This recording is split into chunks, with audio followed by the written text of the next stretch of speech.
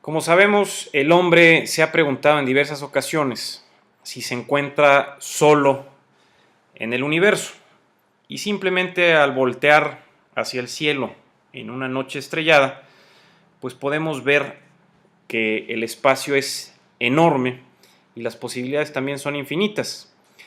Sin embargo, todavía no hemos tenido la certeza de que compartamos el planeta no solamente con vida, sino vida inteligente. Yo soy Rodrigo Soto y esto es un programa más de Economía de las Ideas y como siempre, antes de entrar de lleno en tema y presentar al invitado que nos acompaña como en otras ocasiones, me permito dar las gracias siempre al equipo operativo y directivo para la realización de este programa y para compartir un poco de conocimiento y un poco de divulgación científica a todos los radioescuchas. Y bueno, de nueva cuenta nos acompaña Milton Mata, que hemos tratado diferentes temas, desde la corrupción, terraformación de Marte, también ya hablamos de las condiciones para acceder a la vida, pero como saben ustedes, Milton, y bueno, yo también, pero más él, tiene una gran afición y es un gran estudioso de la astronomía.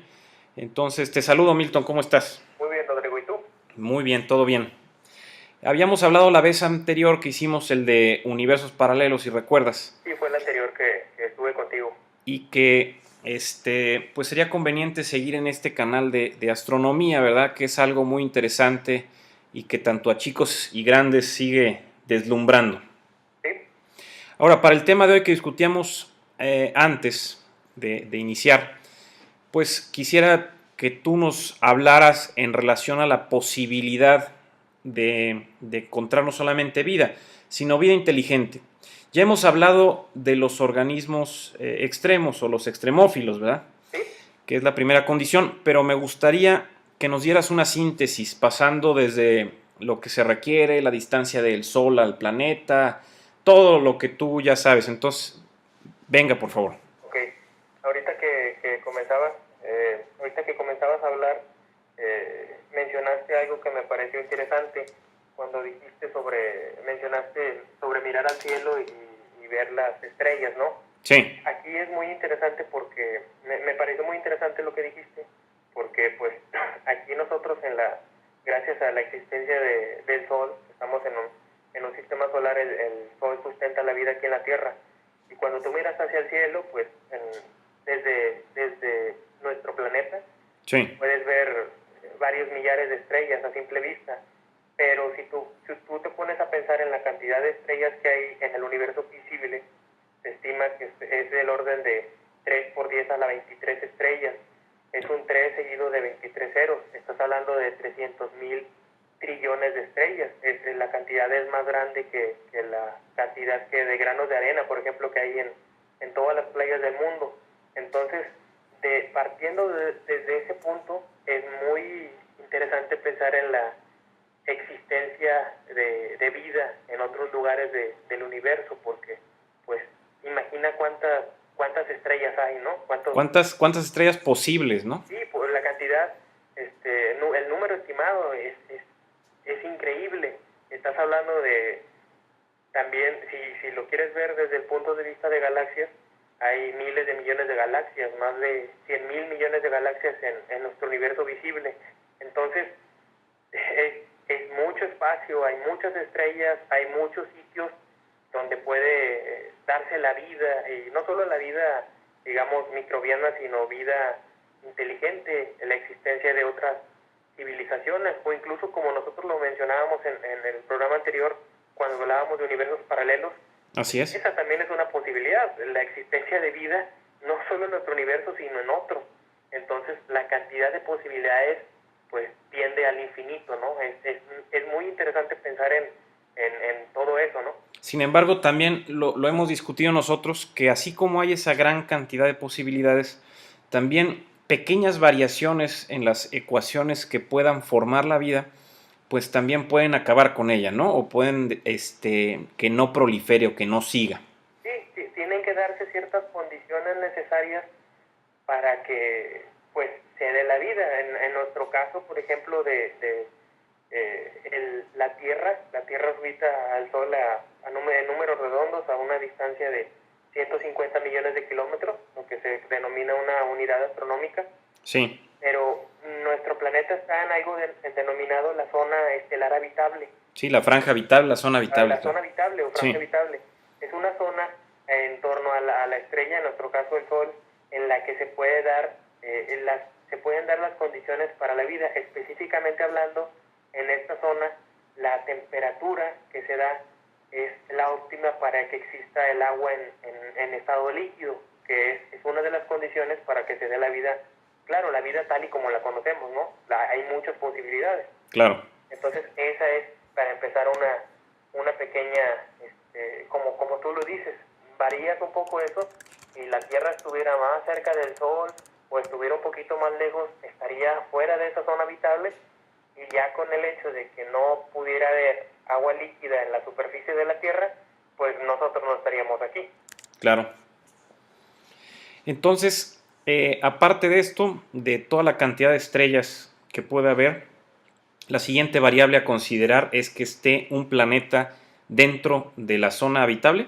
Sí, tiene que estar dentro de esa zona habitable para que se den las temperaturas idónea para el agua. A la vida. Ahora, no solamente dentro de la zona habitable, sino también, esto también está relacionado con la forma de la órbita del planeta. Muy bien. ¿Por qué? La órbita, por ejemplo, de la Tierra es más o menos circular. No es un círculo perfecto, es una órbita elíptica. Ni el planeta es un círculo, ¿no? Ni el planeta es una esfera perfecta. Claro. Pequeñas variaciones, pero aquí lo interesante es que la órbita es casi circular, lo que significa que yo te hablé de una distancia media de 150 millones de kilómetros del Sol, pero esa distancia varía unos cuantos millones de kilómetros más y menos. Ok. Esa cantidad. Entonces, es una cantidad pequeña que no representa mucho problema para que esas condiciones se mantengan. Pero hay planetas, no solo, se conocen, por ejemplo, también planetas fuera de nuestro, en otros sistemas solares, vaya. De hecho, si te pones a pensar ahorita ya se sabe de la existencia de más de 1000 planetas extrasolares, otros planetas que orbitan otras estrellas. Pero cuando hablas de una órbita, por ejemplo, elíptica, una órbita muy, muy alargada, el planeta, ¿qué significa? Durante cierto tiempo de lo que podemos denominar el año del planeta, o sea, el tiempo que tarda en orbitar a su estrella, va a estar, si tiene una órbita muy alargada, a veces en cierto tiempo va a estar muy cerca de su estrella, y en otro tiempo, y durante otra temporada va a estar lejos, muy lejos de la estrella, y eso tiene muchas implicaciones. Lo que tiene que ver primero, me imagino, es en el clima, ¿no? Sí, en el clima, primeramente, porque cuando el planeta esté más cerca de esa estrella, en esa órbita alargada, va a recibir una mayor cantidad de calor, de luz y de diferentes tipos de radiación. Sí. Entonces, cuando el planeta se aleja, incluso si se aleja mucho, puede llegar a, por ejemplo, la atmósfera a sufrir cambios importantes. Yo te pongo el ejemplo de Plutón, que antes era considerado el noveno planeta de nuestro sistema solar y ahora se considera un planeta enano.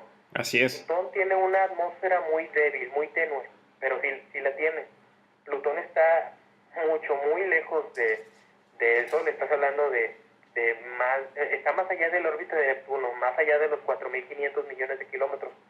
Cuando Plutón está en su punto más lejano del Sol, en el que la temperatura cae por debajo de los 200 grados bajo cero, 230, incluso menos de eso. Increíble. La atmósfera se congela, prácticamente la totalidad, la atmósfera que tiene Plutón se congela y cae hacia la superficie. Cuando Plutón nuevamente se acerca, su órbita que dura muchos años, más allá de un siglo, la atmósfera nuevamente por la radiación solar, por el calor, se sublima, o sea, pasa directamente del estado sólido al estado gaseoso, y Plutón nuevamente cuenta con una atmósfera. Este es un pequeño ejemplo que se da en nuestro sistema solar, pero imagina un planeta, no sé, como la Tierra, con una atmósfera mucho más densa, que con una órbita muy alargada, pues las implicaciones que tendría, prácticamente imagina un planeta como la Tierra, con una atmósfera muy, muy densa, pero sí, tenga una órbita alargada. cuando esté cerca del Sol, si se acerca mucho a su estrella, prácticamente pues los océanos podrían evaporarse y el planeta completo podría tener una capa muy densa de nubes de varios kilómetros de espesor. Claro. Y cuando el planeta estuviera muy lejos de su estrella, pues se podría congelar la totalidad del planeta. O sea, imagínate un planeta como la Tierra con los océanos completamente congelados. Sí. Entonces esa es otra condición, que tenga una órbita más o menos circular que le permita estar más o menos a la misma distancia durante todo el año de su estrella, además de estar en la zona de habitabilidad. ¿Podemos hablar, Milton, que entonces una constante de la vida es el calor? Sí, justamente. Y una constante también de vida del universo es el calor, ¿no? El calor y el agua, el movimiento, porque hablando del calor, pues como todos lo sabemos, el calor es una medida del movimiento, ¿no? Sí. Es una agitación molecular. Tiene que ver con el movimiento. Y ahorita que mencionaba también el agua. ¿Por qué el agua? Porque para la vida se requiere un medio fluido como el agua para que se desarrollen todos esos procesos biológicos, ¿no? Esas reacciones bioquímicas. Entremos en esa parte. Tenemos el planeta ya en la zona habitable, tenemos esa órbita más o menos circular. ¿Circular? Sí. ¿Qué sigue? ¿Qué sigue? Los factores biológicos, los factores químicos, ¿qué se requiere? Bueno, ahorita, lo que mencionaba. Sí. La atmósfera. Una atmósfera con cierta química que sea idónea para la vida. Ok. ¿A qué me refiero? Voy a dar un ejemplo. Venus, que es un planeta, de hecho es el planeta más cercano a la Tierra. Venus está más cerca que Marte incluso. Venus es el planeta más cercano a la Tierra, pero respecto al Sol es el segundo planeta de nuestro sistema solar. Tiene una atmósfera densa, pero la mayor parte de su atmósfera, algo así como el 98%, es dióxido de carbono, porque durante mucho tiempo Venus de hecho tiene muchos volcanes, miles de volcanes extintos, arrojaron enormes cantidades de dióxido de carbono a su atmósfera y en su atmósfera se da un efecto invernadero extremo. ¿Qué significa? La temperatura en Venus pasa de los 470, 480, incluso puede llegar a los 500 grados, suficiente como para fundir el plomo. Es una temperatura muy elevada. Venus tiene una atmósfera y una atmósfera densa, pero es muy rica en dióxido de carbono. No puede sustentar la vida como la conocemos. Lo ideal sería una atmósfera como lo es la nuestra, que es de aproximadamente 78% de nitrógeno, un 21% de oxígeno y pequeñas cantidades de otros gases como trazas, como lo que sería el vapor de agua y el dióxido de carbono, que permite aquí el efecto invernadero en la Tierra, que permite la vida. Entonces esa es otra cuestión, que cuente ese planeta o esa luna, ¿verdad? Porque también se puede dar la vida en algunas lunas, podría dar, que cuente con una atmósfera, con una química idónea para la vida. Ok, muy bien. Y posteriormente se da vida. Podemos encontrar a lo mejor organismos como los que comentábamos, extremos, que sobreviven a condiciones inhóspitas, que pueden aletargar su metabolismo, volverse inactivos cuando las condiciones no son idóneas, ¿Sí? volverse otra vez activos cuando las condiciones son idóneas, aguantar altas temperaturas, bajas temperaturas. Niveles altos de acidez. Así es, encontrarse en lugares pues profundos. Pero ¿qué pasa? De ahí, bueno, pues tenemos todo lo que hemos dicho también con Carl Sagan, que también te ha apasionado a ti. Viene la evolución de la vida, ¿no? Sí. Entonces, ¿y de ahí qué pasa? ¿Cuál es el brinco que podríamos decir, que podríamos ver para encontrar vida inteligente? Ok.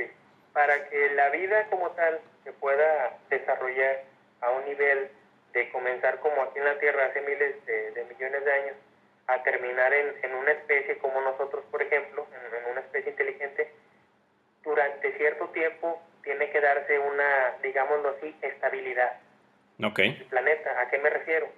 Imagina un planeta en el que constantemente fuera bombardeado por cometas o asteroides. Sí. Imagina de pronto pasa, no sé, quizá varios cientos de millones de años o 1.000 millones de años y la vida comienza a evolucionar. De pronto un enorme impacto, quizá de un cometa o un asteroide, impacta contra ese planeta y lo que genera una extinción extinción en masa, una extinción masiva, y pues arrasa con la vida que ya a lo mejor ya le tomó mil millones de años en evolucionar. Entonces sí se requiere cierta estabilidad de tiempo, cierto tiempo, para que pueda darse la vida. Te voy a compartir, y yo creo que la has visto, la famosa esta ecuación de Drake. Y voy a leerlo textualmente, lo que viene, por ejemplo, en Wikipedia. Dice, la ecuación de Drake o fórmula de Drake fue concebida por el radioastrónomo y presidente del Instituto SETI, Frank Drake, con el propósito de estimar la cantidad de civilizaciones en nuestra galaxia, la Vía Láctea, susceptibles de poseer emisiones de radio detectables. Aquí decía, y a ver que pues estos datos son interesantes, a ver qué opinas ahorita que terminemos de leerlos. Calculan el ritmo anual de formación de estrellas adecuadas en la galaxia.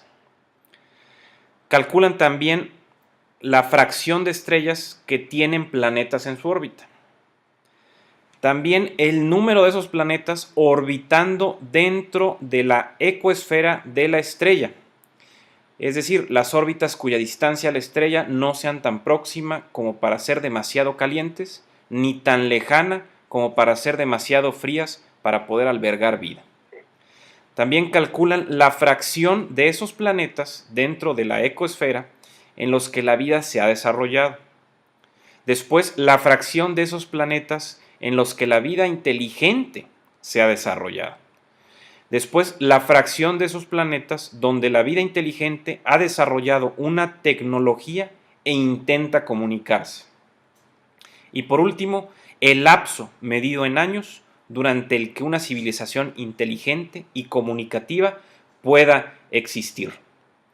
Entonces yo creo que no estamos tan perdidos, ¿no? Con lo que tú venías diciendo, la ecosfera pues, se refiere a la franja de vida, la cantidad de estrellas que hay, las órbitas, lo mencionaste también, los planetas que tengan vida, la vida inteligente, y de ahí algo importante que todavía no llegamos, la capacidad de comunicarse, ¿verdad? La capacidad de explorar, de que pues termine un poco o la exploración de su planeta y empiecen a querer explorar otro planeta. Te pregunto yo aquí, para encontrar tal vez vida inteligente, habría que hacer un cálculo, como aquí lo mencionan, de buscar estrellas similares a la edad de la nuestra o más viejas tal vez, o qué recomendaríamos. Mira, aquí lo que tiene que ver era algo que tú y yo comentábamos en otra ocasión, de el tipo de estrella. Por ejemplo, Sí. una estrella como nuestro Sol, que tiene una edad de 4.600 millones de años, pues es una estrella que aún no llega ni siquiera a la mitad de su tiempo de vida. Digamos, poniéndolo en términos humanos, el Sol sería como un joven, ¿no? ¿Cuánto estimas o estiman que el Sol va a vivir? Una estrella como el Sol tiene un tiempo de vida de al menos unos 10.000 millones de años. 10.000 millones de años. Quizá a 12.000 millones de años. Muy bien. Aquí lo importante que hay que mencionar es que no significa que durante esos 10.000 millones de años el Sol va a estar tal y como lo ves, ¿verdad? Claro, va cambiando, claro. Porque el Sol está creciendo. El Sol obviamente ahorita es un poco diferente. O sea, está en lo que se denomina en su secuencia principal. Significa que tiene aún suficiente combustible nuclear, que en este caso es hidrógeno, para seguir viviendo en el estado en el que está. Pero vamos a suponer esto, vamos a imaginar algo. Imagina que tú estás en la superficie de la Tierra, pero imagina esto, que estás en la superficie de la Tierra, pero que de alguna manera te pudieras ver el futuro. Sí. Te transportas dentro de 5.000 millones de años, por ejemplo. Imagina eso, 4.000 o 5.000 millones de años.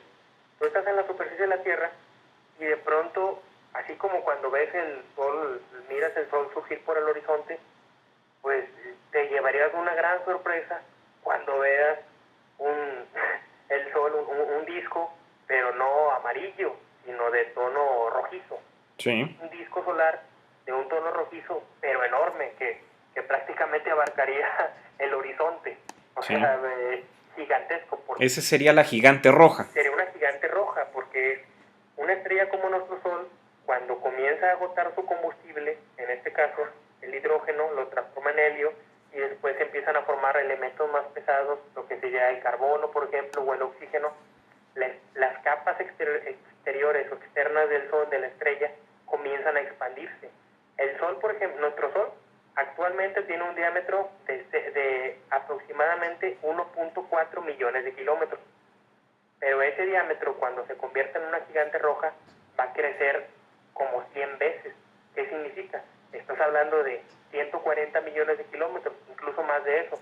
Sí. Si recuerdas, ahorita que mencioné la distancia entre la Tierra y el Sol, de 150 millones de kilómetros, entonces te das una idea de que prácticamente el Sol va a abarcar hasta la órbita de la Tierra. Entonces, una de las posibilidades es que pueda engullir por completo a la Tierra, o que la órbita de la Tierra pueda ajustarse, pero aún así, pues a esa corta distancia y con esa temperatura, porque se va a incrementar la temperatura en el Sol, pues no van a existir, para empezar, los océanos. En la superficie de la Tierra va a estar completamente fundida. Entonces habría que buscar estrellas que no hayan pasado a ser gigantes rojas y que estén tal vez de la edad de nuestro Sol y un poquito más allá tal vez de edad, ¿no? Apuntar... Lo que se denominaría, lo que te mencioné ahorita, que la estrella se encuentre en su secuencia principal.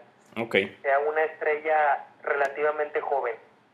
¿Para qué? Pues para que se tenga la certidumbre, la certeza de que durante pues varios miles de millones de años pues pueda darse la vida, ¿no? Aunque sí quiero señalar que esta es apenas una de las condiciones, ¿no? ¿Cuántas galaxias hay en el universo, En Milton? el universo visible se estiman más de 100.000 millones de galaxias. Entonces ahí tenemos un dato interesante para ver toda la cantidad o gama de posibilidades, ¿no?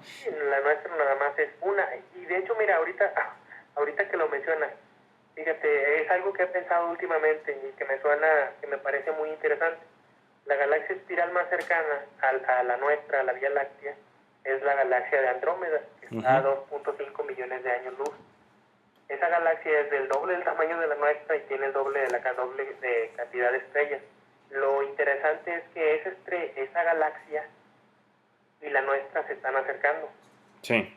Lo que significa que dentro de varios miles de millones de años van a chocar. Sí, así que si ahorita, el mismo ejemplo, si tú imaginas que estás en la superficie de la Tierra, pero dentro de 3.000 o 4.000 millones de años, notarías algo interesante. Notarías cómo en el horizonte, ¿no? En el cielo nocturno, verías una galaxia acercándose.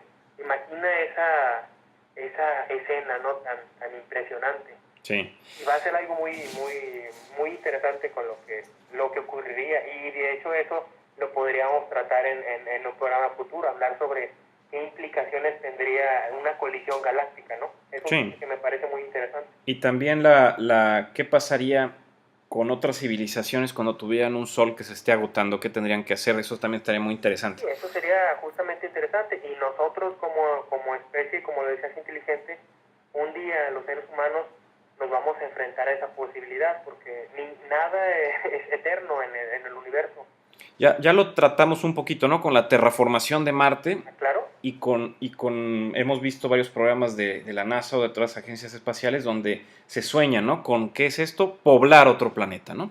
Sí, y de hecho es inevitable. Estamos hablando de algo que ocurrirá, nuestra civilización es relativamente joven, los seres humanos tenemos relativamente poco tiempo en la Tierra, entonces, pero estamos hablando de un tiempo dentro de varios miles de millones de años, pero que va a ser algo inevitable. Nuestro Sol no es eterno, va a llegar un momento en el que va a morir, y pues sin la estrella, sin el Sol, pues la vida en la Tierra, pues si aún existiera la Tierra, pues es impensable la existencia de vida aquí. Así que los seres humanos, si aún existen, como decías tú, si no nos destruimos unos a otros antes, así es, los seres humanos de aquellas generaciones, en un futuro muy, muy adelante, van a tener que pensar en esa posibilidad de tener que que ir a otro lugar de nuestro universo, quizá a un sistema solar con una estrella más joven o, o otras posibilidades. Simplemente, si quieren sobrevivir, pues buscar otro lugar. Lo que es simplemente es la adaptación, ¿no? La supervivencia, ¿no? Así es. Hemos, también en este tema de vida extraterrestre, hemos mandado mensajes al espacio. ¿Sí? Eh, De hecho, antes se de... hace, Sí, todo el tiempo se hace de una manera quizá inconsciente. Todo el tipo de radiaciones que surgen de nuestro planeta, las transmisiones de televisión, las transmisiones del radio, por ejemplo, claro. todo el tiempo están hacia el espacio, son enviadas hacia el espacio y viajan a la velocidad de la luz, como casi 300.000 kilómetros por segundo. ¿Qué significa? Esto que mencionas es muy interesante, porque si te pones a pensar en hace cuánto tiempo los seres humanos producimos señales de radio, con esto me refiero a todas las transmisiones que mencioné ahorita, ya ha transcurrido suficiente tiempo para que esas señales Que las hubieran haber... a las estrellas más cercanas. sí, que las hubieran podido ver alguna otra civilización, ¿no? Y nos hubieran, pues, tratado de buscar. Sí, y justamente esto tiene que ver con, si nosotros nos imaginamos que nuestras señales pueden llegar a otras civilizaciones, es por eso los proyectos como el proyecto SETI, de vida extraterrestre, tienen que ver con que si nosotros enviamos señales a que otras civilizaciones pudieran captar, nosotros también estamos, los seres humanos, esperando recibir esas señales que quizá ya otras civilizaciones estén enviando hacia el espacio profundo, ¿no? Eso es parte de, como lo decías tú ahorita, cuando dijiste sobre el radioastrónomo, que es la radioastronomía. Sí. No es astronomía óptica, en la que se observan directamente la luz que emiten los objetos en el espectro visible, sino que se buscan las ondas de radio. No hemos recibido respuesta concreta a esto, no hemos recibido una señal inequívoca o certera al 100% que diga aquí hay vida inteligente, aquí hay vida extraterrestre. Sí, ahorita que lo mencionas es interesante porque a veces eso mismo, esa búsqueda ha llevado a ciertos descubrimientos, porque por ejemplo, creo recordar en el pasado, se captaron ciertas señales, ondas de radio, que en primera instancia se pensó que podían ser de otras civilizaciones, pero se descubrió, por ejemplo, que provenían de algunas galaxias o provenían de ciertos objetos como pulsares, objetos como agujeros negros. Entonces hubo otro tipo de cuerpos en el universo. Entonces también, digamos, es algo adicional, que esa búsqueda ha servido, si no para ya haber encontrado evidencia de vida inteligente en otros sistemas solares. De todas maneras, esa exploración sí ha rendido sus frutos porque nos ha permitido tener otro tipo de conocimiento. De descubrimientos, pero al menos hasta ahora, de una manera oficial, no se ha todavía anunciado. Bueno, eso sería una noticia que revolucionaría todo. Imagina con la tecnología actual y el mundo está prácticamente intercomunicado, entonces una noticia así pues le daría la vuelta al mundo, claro, si ese tipo de información se confirma. Sí, se confirma y se comparte con el público. Ahora, tenemos, como tú decías, muy poco tiempo de la raza humana de estar en el universo. Entonces, realmente no podemos decir que ya hemos o nos podemos jactar de que hemos apuntado los telescopios o la búsqueda de captar radiofrecuencias pues correctamente o con toda la certeza. Si nos ponemos a pensar, todavía encontramos aquí en el planeta Tierra cosas que nos siguen sorprendiendo, lugares todavía inexplorados, entonces resulta complicado hablar de que hayamos peinado bien el universo, ¿no? Y mira, quiero, ahorita que dices esto, quiero comentar algo interesante. Algo que me parece importante mencionar es que nosotros, por ejemplo, imagina, por ejemplo, la tecnología actual con la que contamos, los seres humanos, la especie humana. Si tú, no sé, imagina que pudieras de alguna manera viajar al pasado, estar en el pasado, si tú pudieras preguntarle a lo mejor o comentarle a alguien del pasado, te estoy hablando quizá 2 generaciones, hace un siglo, sobre si una persona, digámoslo así, de hace un siglo pudiera ver la tecnología que tenemos actualmente, pues le parecería algo fantástico, ¿no? Claro. Porque la diferencia, o sea, la especie humana ha evolucionado de una manera muy rápida y su tecnología ha avanzado. Ahora nada más piensa en eso, nosotros cuánto tiempo tenemos explorando el espacio y todo eso. Piensa nada más en esta posibilidad, imagina un sistema solar, vamos a especular, pero imagina una civilización inteligente como la nuestra en otra estrella, pero en nuestra galaxia. Pero esa especie tiene 1000 años de adelanto con respecto a nosotros. Claro. Es 1000 años más avanzada. Entonces, imagina la diferencia, ¿no? Las diferencias que habría entre esa civilización y la nuestra. Entonces, y que ahí entra un factor muy interesante, y ya estamos sobre tiempo, pero que a veces la civilización con mayor tecnología, con mayor avance, o por así decirlo, superior, conquista a la que es inferior, o por lo menos es lo que nos ha dicho la historia del hombre.